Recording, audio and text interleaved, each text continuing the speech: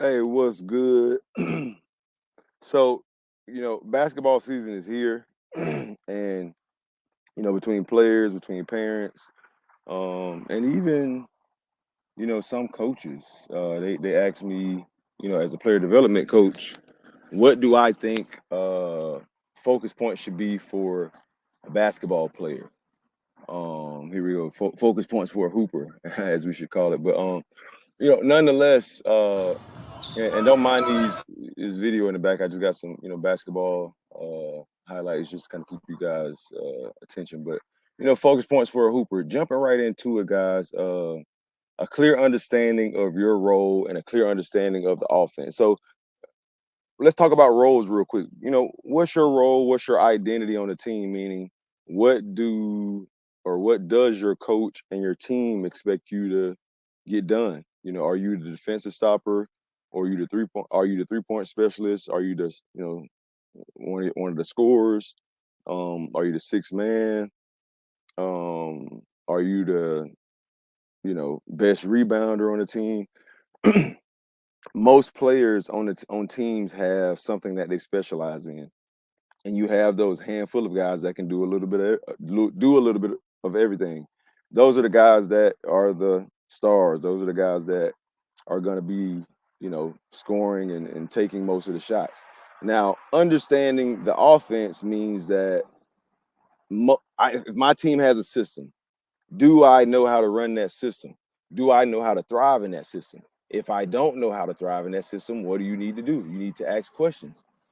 You saying that you don't like this coach's system means nothing because you're on that coach's team. Educate yourself, study it, because running the system correctly, or you knowing how to run the system correctly, can make your scoring opportunities a lot easier than most because you have the basketball IQ to know how to get it done. Um, Always find time away from the team to work on your individual game. What's your routine? So, once you're in a basketball season, now it's about having the understanding of I have to have a routine. I need a game day routine. I need a pattern to put me in a position to have success. So, really quick, my pregame routine would be doing a training at 6 a.m., going to put up shots, go home, eat a breakfast, take a shower, watch film. I might do some yoga. Um, After yoga, I'll probably be getting ready to take my nap. Um, After I take my nap, I'll get up. I like to get to the gym, probably 3 hours before the game starts. I like to be there before everyone because I like to have the opportunity to get on the court, by myself. So this kind of, you know, mentality, this kind of approach, this puts you in a position to create a pattern for yourself. You don't want to be all helter skelter on game day. Have a routine. Have a game day routine as far as with working out on your shot, your layups to kind of polish up so you can go into the game feeling good. Watch film, study yourself, study other teams, and study the best players in your conference. I can't say this enough. It's one thing to play and get a lot of experience, but it's another thing to study yourself playing and watch yourself when you do lazy things and when you make bad passes. Film helps with that. And, obviously YouTube is our best friend, studying our favorite, players, studying guys who shoot the ball well, looking at, how they score the ball. Like, for example, here on the screen, we had Damian Lillard just moving without the basketball, ended up open for a three. Studying these guys. They put all this information out here for us. Watch it. If you have someone recording your games now as a youth player or a high school player, wherever you're at in your career, study it, watch it, even the bad games, so you can get better. Just a quick tip for all of us as basketball players. Think about this. Can you score two baskets per quarter as an individual? Two baskets per quarter. What's that? Two times two is four. Four times four is 16. That's 16 a game. Um, and that's how you want to break it down. I want to put myself in a position to say, hey, how can I get 16 to 20 points a game? Well, you need about 2 to 4 makes to get that, each quarter to get that 16 to 20. And when you break it down and say two baskets per quarter, that's also not including if one of those baskets are a three, or if you end up getting some free throws as well. But thinking and having that mentality, whether you're a starter, whether you're a role player, this will put you in a position to once again have a game plan, while you're out there on the floor.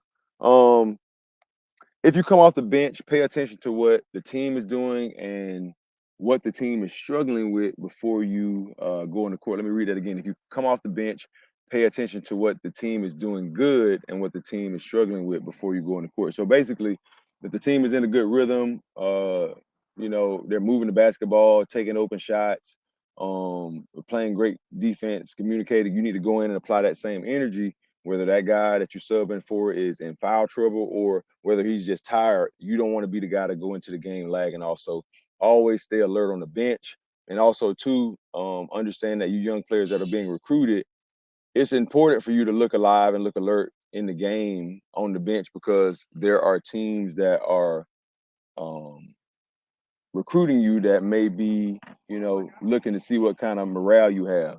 All right, what's going on, bro? How you doing? Okay. This one's big. Ask the coach questions during practice, but also away from the team. Figure out exactly what he wants. Now we talked about in one of the slides earlier, um, understanding your role, understanding the offense. You can accomplish that by having conversation with the coach, whether it's the head coach or the assistant. Be studious and let that coach know or let your coaching staff know that you want to know exactly what you need to do on the court or within this system, or you want to know your role so that way you can thrive, as a teammate and as an individual player. What's up, bro? Uh, Help create a positive, hardworking environment for the team. The common goal is to win. So, um, when I say help create a positive, hardworking environment, that means you want to have a competitive environment. Um, you want to push, you want to talk your trash, but you also want to have a brotherhood in the locker room because at the end of the day, when we're competing, we're looking at this like we're going to war, and these are my soldiers. So put that energy out because if you look at any championship team, they have that camaraderie, they have the handshakes, they're celebrating when one of their teammates scores. So keep this in mind, when you're in your team atmosphere.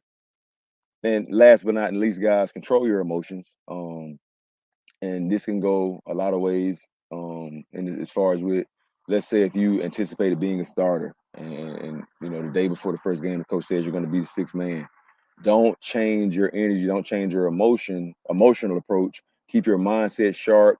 Focus on what's important, the preparation.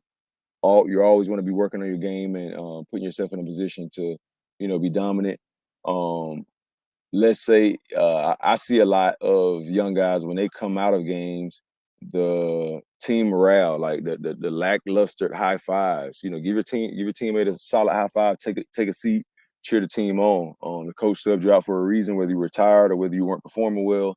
So always have control over your emotions. If you're missing shots, if the referee is making bad calls, don't let that throw you off.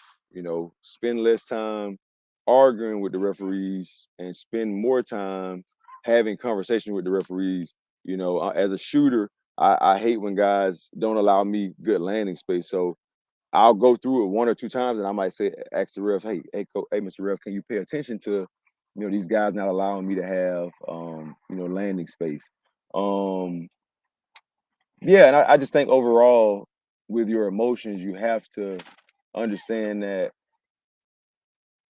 as an individual, if I show signs of being weak or signs of, not being supportive, I don't have control over my emotions. You don't have control over your emotions, you will not be able to perform at a high level. All right. So, these are just focus points that I think, it's part one. I have some others that I'll offer, but I don't want to be too lengthy on this video. Um, Jot some of these things down, man. Focus points for a hooper. Um, I'll run through them real quick before we get out of here. Clear understanding of your role, clear understanding of the offense. Always find a way. Always find time away from the team to work on your individual game. What's your routine? Here we go. Watch film. study yourself, study other teams, and study the best players in your conference. I think that's critical. Those are the guys that, when I say the best players in the conference, the guys that are getting articles written about them. Those are the guys that you want to pursue. You want to have that matchup defensively, offensively. You want to go at that guy because, like all of us, we want that top spot. So don't hate on it.